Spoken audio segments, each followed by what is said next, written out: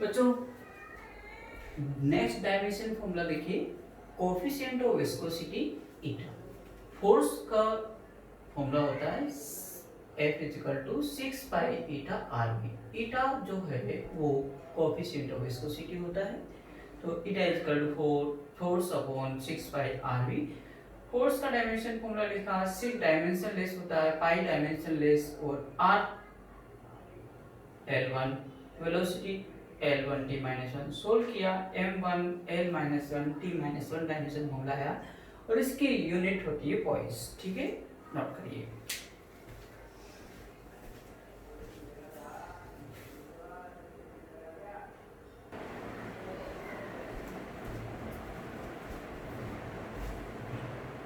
देखिए बच्चों, velocity gradient के लिए जिस फिजिकल क्वांटिटी की ग्रेडियंट की बात की जाती है वो फिजिकल क्वांटिटी ऊपर लिखिए, ग्रेडियंट हो तो डिस्टेंस से डिवाइड कर दीजिए, तो वेलोसिटी अपॉन डिस्टेंस, तो L1 t माइनस 1 वेलोसिटी का डायमेंशन फॉर्मूला, और L1 सोल्व किया t माइनस 1। ठीक है, ये है डायमेंशन फॉर्मूला, यानी वेलोसिटी ग्रेडियंट का डायमेंशन फॉर्मूला t माइनस 1 के इक्वल है, जो कि फ्रीक्वेंसी के बराबर है। ठीक है, टॉर्क का डायमेंशन फॉर्मूला इसी प्रकार फाइंड आउट कर सकते हो बच्चों, फोर्स इनटू डिस्प्लेसमेंट। फोर्स का m1 L1 t माइनस 2 होता है, और डिस्टेंस का L1 परपेंडिकुलर डिस्टेंस हो चाहे कैसी भी डिस्टेंस हो L1 ही होता है, और इनको सोल्व किया तो m1 L2 t माइनस 2। ये डायमेंशन फॉर्मूला जो टॉर्क का है, जो हमने पहले बताया था, वर्क और एनर्जी के इक्विवेलेंट है। ठीक है, और एक और नेक्स्ट जैसे बात करते हैं temperature, this is also fundamental quantity, और टेम्परेचर का डायमेंशन फॉर्मूला K1 होता है, और बच्चों कई बार आपको θ1 भी लिखा हुआ मिल जाएगा, दोनों ही आपको ध्यान रखना है, और इसकी यूनिट जानते हैं अपन kelvin. Please note down.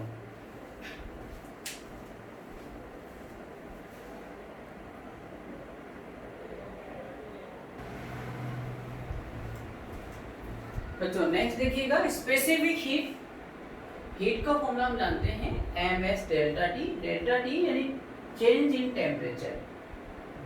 Change in temperature का डायमेंशन फॉर्मूला वही होगा जो टेम्परेचर का होता है। ठीक है, तो S इक्वल टू क्या हो जाएगा, H upon m delta T. H का हीट या हीट एनर्जी का डायमेंशन फॉर्मूला वही होगा जो कि वर्क डन का होता है, और कैलोरी का भी यही होता है, बता चुके हैं। तो वर्क डन का लिख दीजिए मास का, और चेंज इन टेम्परेचर यानी केल्विन, सोल्व किया, ये आपको प्राप्त हुआ dimension formula of specific heat. Latent heat का अगर हमें पूछ लिया जाए, L से रिप्रेजेंट करते हैं इसको, और हीट एनर्जी का एक फॉर्मूला और होता है ये Q इक्वल टू ml। ठीक है, L लेटेंट हीट गुप्त ऊष्मा, L equal to Q by m, और Q वही एनर्जी है, उसका फॉर्मूला लिख दीजिए डायमेंशन फॉर्मूला, और m सोल्व किया L2 t माइनस 2। ठीक है, नोट करिए।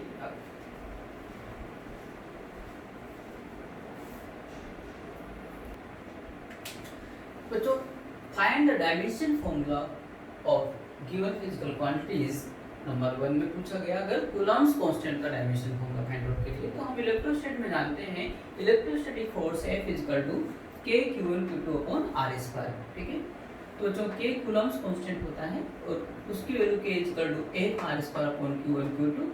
F का डायमेंशन फॉर्मूला फोर्स का लिख दिया, R स्क्वायर का L2, और चार्ज का A1 T1 होता है, तो ये भी चार्ज A2 D2 डायरेक्ट लिख दिया हमने, सोल्व किया तो ये आपको प्राप्त हुआ dimension formula of K coulomb's constant. ठीक है, इसकी यूनिट की बात करें, K equal to Fr square upon Q1 Q2 है, तो F का यूनिट होता है न्यूटन, R स्क्वायर का मीटर स्क्वायर, इसका चार्ज का कूलम और इसका भी कूलम, तो coulomb square, newton metre square upon coulomb square. ठीक है बच्चों, एक नोट में बात करें हम यहाँ पे कि K equal to 1 upon 4 pi epsilon naught होता है, और epsilon naught permittivity of free space होता है, तो एप्सिलॉन नॉट का अगर डायमेंशन फॉर्मूला पूछा जाए तो epsilon naught equal to 1 upon 4 pi K होता है, तो 1 अपॉन 4 पाई का तो कोई डायमेंशन फॉर्मूला होगा नहीं। ठीक है, K का लिखेंगे तो K का हमारे पास में, इसको इन्वर्स कर दीजिए तो m-1 l-3 T4 A2, ये डायरेक्ट आ गया आपके पास में, इसका भी डायमेंशन फॉर्मूला। इसकी यूनिट जो K की यूनिट है उसकी जस्ट अपोजिट कर दीजिए, coulomb square upon newton metre square. ठीक है, प्लीज नोट डाउन। नेक्स्ट बच्चों देखिएगा, हमें पूछा गया है 1/√μ0ε0 का डायमेंशन फॉर्मूला, और ये डायमेंशन, इसका डायमेंशन फॉर्मूला और इंडिया के यूपी पूछा हुआ है, ठीक है। तो जो हम जानते हैं कि वी नो दैट WLT मतलब वी नो दैट 1/√μ0ε0 जो होता है वो c के बराबर होता है, लाइट स्पीड इन वैक्यूम, ठीक है। तो इनडायरेक्टली इस पूरे का डायमेंशन फॉर्मूला जो लाइट स्पीड का होता है, स्पीड चाहे किसी की हो, स्पीड का डायमेंशन फॉर्मूला L1t-1 होता है, यानी इस पूरे का डायमेंशन फॉर्मूला L1t-1 है। ये डायमेंशन फॉर्मूला पूछा हुआ। एक नोट की बात ध्यान रखो, अगर हमसे पूछ लिया डायमेंशन फॉर्मूला हो μ0 परमीबिलिटी हो, ठीक है, ये यहाँ पे फ्री स्पेस की परमीबिलिटी है बच्चों μ0, उसका डायमेंशन फॉर्मूला अगर हमें पूछा जाता है तो इसी फॉर्मूले को यूज कर लीजिए। देखो यहाँ पे 1/√√ को हटाऊंगा तो μ0 ε0 इक्वल टू क्या हो जाएगा c स्क्वायर, μ0 इक्वल टू क्या हो जाएगा, ठीक है, ये μ0 यहाँ गया, c स्क्वायर यहाँ पे, और इनके डायमेंशन फॉर्मूला दोनों का आपको पता है, बता चुके, सोल्व कर लीजिएगा अपने आप, ठीक है, नोट करिए। नेक्स्ट बच्चों, अगर हमें k यानी यहाँ पे k बोल्ट्जमैन कांस्टेंट है, क्या बोल्ट्जमैन कांस्टेंट, उसका डायमेंशन फॉर्मूला अगर पूछा जाए तो उससे रिलेट करता हुआ एक फॉर्मूला यूज करेंगे। एनर्जी का फॉर्मूला होता है, हम जानते हैं थर्मोडायनामिक्स के अंदर 3/2 kT, और k Boltzmann constant, k = 2/3 E/T, E energy है, एनर्जी का डायमेंशन फॉर्मूला वही होता है जो वर्क डन का होता है, m1L2T-2, और टेंपरेचर है बच्चों, ठीक है, ये तो K1, और सोल्व किया तो ये आपके पास में डायमेंशन फॉर्मूला है। बच्चों नेक्स्ट एक इंपॉर्टेंट पॉइंट आता है लो होमोजेनिटी। लो होमोजेनिटी क्या होता है कि फिजिक्स के अंदर हम उन्हीं फिजिकल क्वांटिटीज को ऐड या सब्ट्रैक्ट कर सकते हैं जिनका नेचर सेम हो या डायमेंशन फॉर्मूला सेम हो, ठीक है। जैसे एग्जांपल में कहूं कि a + b हो रखा है या माइनस हो रखा है, तो इन दोनों फिजिकल क्वांटिटी का नेचर सेम होना चाहिए और डायमेंशन फॉर्मूला भी सेम होना चाहिए, अदरवाइज हमें इन्हें सब्ट्रैक्ट या ऐड नहीं कर सकेंगे, ठीक है। जैसे एग्जांपल लेता हूं मैं मास के अंदर फोर्स को ऐड करूं तो मास और फोर्स दोनों ही अलग अलग फिजिकल क्वांटिटी है, दोनों का नेचर अलग अलग है, दोनों का डायमेंशन फॉर्मूला अलग अलग है, तो हम इन्हें ऐड नहीं कर सकते, दैट इज रॉन्ग, ठीक है, ऐसा गलत होगा। और एग्जांपल देता हूं, जैसे डिस्प्लेसमेंट में हम ऐड करना चाहें वेलोसिटी, तो भी ये क्या हो जाएगा, गलत है, ठीक है। लेकिन तीसरा एग्जांपल दे रहा हूं मैं, फोर्स में मैं वेट को ऐड करूं, वेट, तो ऐसा किया जाना संभव है क्योंकि फोर्स और वेट का नेचर और डायमेंशन फॉर्मूला सेम होता है। कैसे? फोर्स का डायमेंशन फॉर्मूला क्या होगा बच्चों, m1L1T-2, और इसका वेट का देखो, वेट mg होता है, सब जानते हैं अपन, m का होगा मास का m1, और g acceleration due to gravity का डायमेंशन फॉर्मूला वही होता है जो एक्सेलरेशन का होता है, तो L1T-2।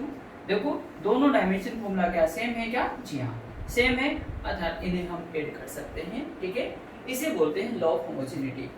लेकिन बच्चों नोट नंबर 2 में लिखें एक नेक्स्ट नोट, ये जो एडिशन या सब्ट्रैक्शन में तो ये लॉ होना जरूरी है, ठीक है ना, लेकिन मल्टीप्लिकेशन में, ठीक है, और डिवाइडेशन में ये ऐसा होना जरूरी नहीं है। जैसे a/b हो या a/b, ऐसा संभव है अगर इनका डायमेंशन फॉर्मूला अलग अलग है, इनका नेचर भी अलग अलग है, तो ये पॉसिबल है, ऐसा किया जा सकता है, ठीक है। जैसे एग्जांपल लेते हैं हम, फोर्स में एरिया से डिवाइड करते हैं बच्चों, तो क्या आता है बोलो, प्रेशर आता है, ठीक बात है क्या। फोर्स और एरिया दोनों का ना तो डायमेंशन फॉर्मूला सेम है ना ही नेचर सेम है, ठीक है, फिर भी ये ऑपरेशन किया जा सकता है और होता भी है। Force into displacement work done मिलता है, तो इनका भी मल्टीप्लिकेशन हो सकता है, ठीक है। यानी ये जो रूल है सेम डायमेंशन फॉर्मूला होना, ठीक है ना, वो किसके लिए वैलिड है बोलो, एडिशन और सब्ट्रैक्शन के लिए।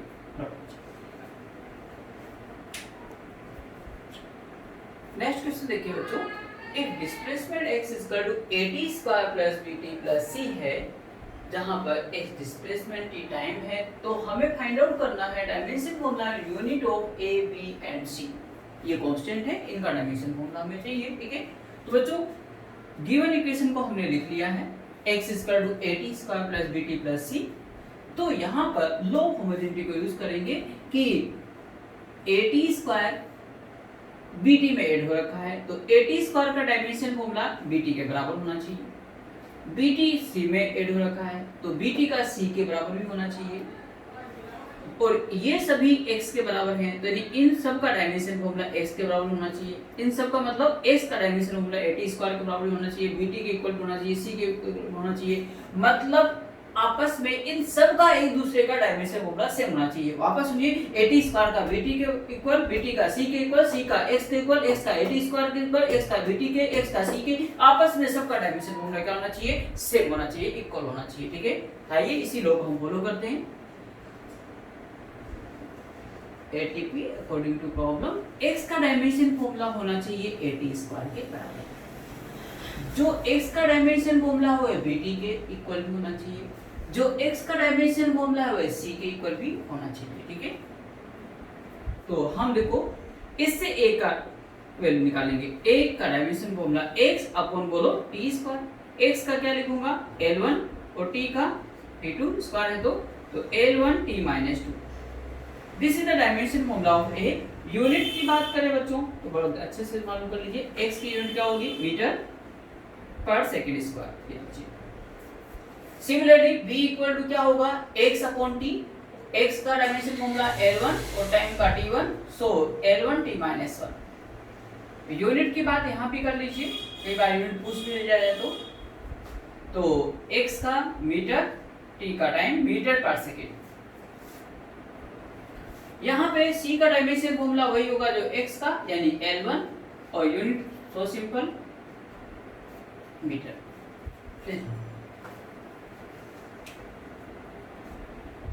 बच्चों इस क्वेश्चन में दिया है force F equal to at square plus b upon t plus c। अगर ऐसी इक्वेशन दे रखी है तो हमें कहा गया है find the dimension formula of a b and c, ठीक है। तो जो यहाँ पे देखो F equal to at square plus b upon t plus c है, तो हम इनका a b c का डायमेंशन फॉर्मूला उसी लॉ ऑफ होमोजेनिटी से फाइंड आउट करते हैं। कैसे देखिएगा, सबसे पहले यहाँ से आइए, t c में ऐड हो रखा है, बाकी जगह नजरें मत ले जाइए। तो t का डायमेंशन फॉर्मूला वही होगा जो c का होगा, तो हम लिख सकते हैं dimension formula of c equal to t1, और इसकी यूनिट भी लिख सकते हैं, क्या होगी? सेकंड। दूसरा बच्चों हम देख सकते हैं जो f का डायमेंशन फॉर्मूला होगा फोर्स का, वो at स्क्वायर के बराबर होगा। तो at स्क्वायर, तो a इक्वल टू कितना हो गया? f upon t square. f का फोर्स का m1 l1 t माइनस 2, बच्चों फोर्स का याद कर लीजिए, पहले बोला था मैंने, और ये अपॉन में t2, तो कितना आ गया ये बच्चों? m1 l1 t minus 4। ये डायमेंशन फॉर्मूला ऑफ a आ गया। सिमिलरली अब हम बात करते हैं कि फोर्स का डायमेंशन फॉर्मूला b अपॉन बिस के बराबर होना चाहिए, लेकिन ये दोनों आपस में ऐड हो रखे हैं, तो इन दोनों में से कोई एक लीजिए, या तो c लीजिए या t लीजिए, लेकिन जनरली वो लीजिए जो कि आपके लिए नॉन हो। t को आप जानते हैं, तो t लीजिए। तो f का dimension formula b upon t के बराबर होना चाहिए, ठीक है।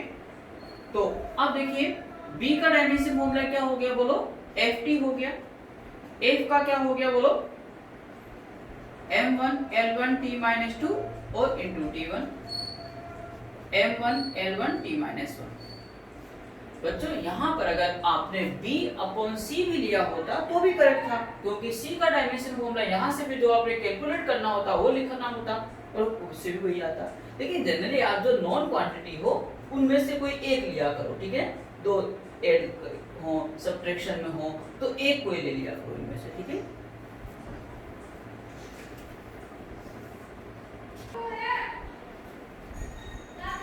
बच्चों यहाँ पे इस क्वेश्चन में कोई फिजिकल क्वांटिटी p नॉट और exp minus alpha t square ये पावर में होती है, ठीक है ना। तो अल्फा अगर कांस्टेंट है तो टी टाइम, तो फाइंड आउट करना है डायमेंशन फॉर्मूला ऑफ अल्फा।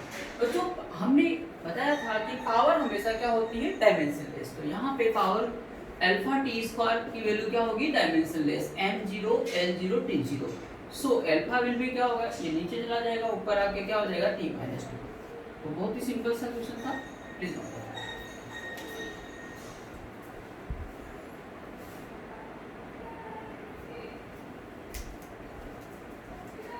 तो नेक्स्ट क्वेश्चन है, ये वंडर वाली क्वेश्चन है, p plus a upon v square p minus b is equal to RT। R gas constant, T temperature, P pressure, V volume, ये equation दे रखी है हमको। तो हमें डायमेंशन फॉर्मूला और इसकी यूनिट भी बताना है A और B का, ठीक है। आइए देखिए, और ये क्वेश्चन कंपटीशन में कई बार पूछा हुआ है। तो देखिए कैसे करना है बच्चों, P का डायमेंशन फॉर्मूला यानी प्रेशर का डायमेंशन फॉर्मूला वही होगा जो A अपॉन B स्क्वायर का होगा। क्यों, ये दोनों आपस में क्या हो रखे हैं, ऐड हो रखे हैं, तो इनका डायमेंशन फॉर्मूला लिखा होना चाहिए सेम। तो हमें बिल्कुल सोचना नहीं है, ठीक है। इसी पार्ट से सोल्व कीजिए। अब A का डायमेंशन फॉर्मूला क्या होगा, PV स्क्वायर। P प्रेशर है बच्चों, उसका जानते हैं फोर्स अपॉन एरिया, तो M1 L-1 T-2। वॉल्यूम है L3 होता है, स्क्वायर है तो L6। बच्चों यहाँ पे हो गया M1 L5 T-2। और इसकी यूनिट अगर पूछ लिया जाए तो बच्चों प्रेशर की क्या होती है, न्यूटन पर मीटर स्क्वायर, और वॉल्यूम का स्क्वायर की मीटर की पावर 6, तो ये न्यूटन इनटू मीटर की पावर 4, ये इसकी यूनिट है, ठीक है। सिमिलरली दूसरा B का अगर डायमेंशन फॉर्मूला पूछा जाए तो B का डायमेंशन फॉर्मूला वही होगा जो V का होगा, ठीक है, क्योंकि ये इसमें से माइनस है तो इन दोनों का डायमेंशन फॉर्मूला सेम होना चाहिए। तो V is equal to B, तो V is equal to L3 volume का, और इसकी यूनिट ऑफ B कितना होगा, मीटर क्यूब।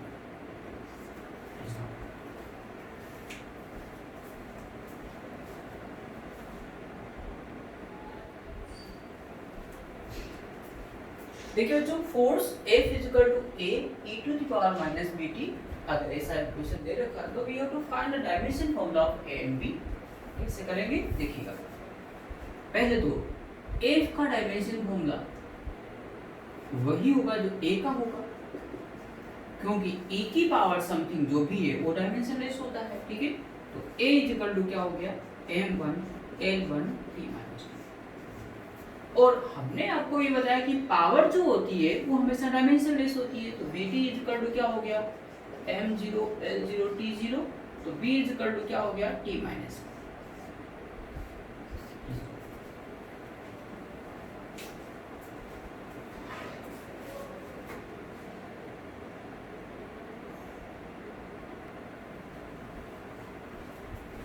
बच्चों यहाँ पे velocity V is equal to A लो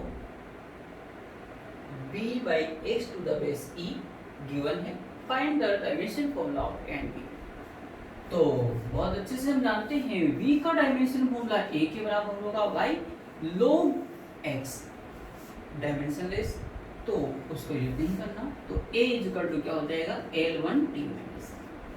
और हम जानते हैं log x का डायमेंशनलेस होता है, यानी हम b by x is equal to dimensionless M0 L0 T0 लिख सकते हैं। तो B is equal to x इधर गया तो L1, ठीक है ना, नोट कर लीजिए।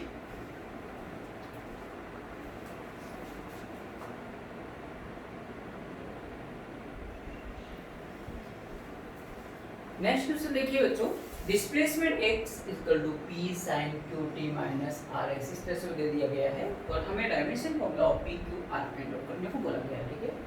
तो very simple, sin theta cos theta हमने बताया था ये पूरा डायमेंशनलेस होता है, और वैसे दूसरी बात है एंगल भी डायमेंशनलेस होता है, ठीक है।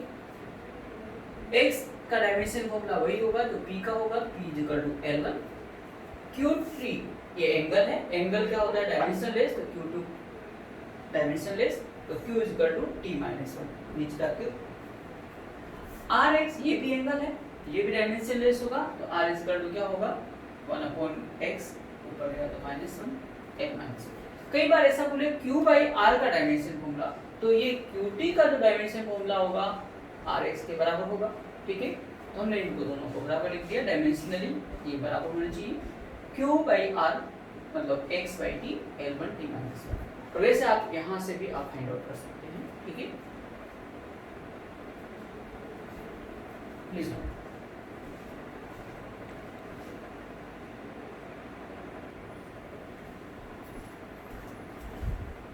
नेक्स्ट क्वेश्चन में देखिए बच्चों, if pressure P is equal to alpha by beta e to the power minus alpha z upon k theta, where z distance है, k Boltzmann constant, theta temperature है। अगर ऐसा है तो अल्फा और बीटा का डायमेंशन फॉर्मूला हमें चाहिए, ठीक है।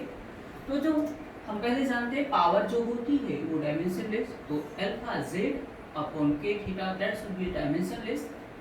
इससे हम अल्फा कैलकुलेट कर सकते हैं k theta upon z, k Boltzmann constant का डायमेंशन फॉर्मूला हम पहले मालूम कर चुके हैं, m1 L2 t minus 2 k minus 1 और थीटा टेंपरेचर का k1 और z डिस्टेंस का l1 सोल्व किया, ये अल्फा का डायमेंशन फॉर्मूला आपके पास मांगा। और सिमिलरली देखो प्रेशर P का dimension formula alpha upon beta के बराबर होगा, क्योंकि e टू द पावर जो भी होता है वो सब डायमेंशनलेस होता है, ठीक है। तो यहाँ पे P is equal to alpha upon beta और you should calculate the value of beta alpha upon P। Alpha का डायमेंशन फॉर्मूला यहाँ से पुट कर दिया बच्चों, P प्रेशर है, प्रेशर का हम जानते हैं, दोनों को सोल्व कर लिया, फॉर्मूला कितना आया L2। Please note down.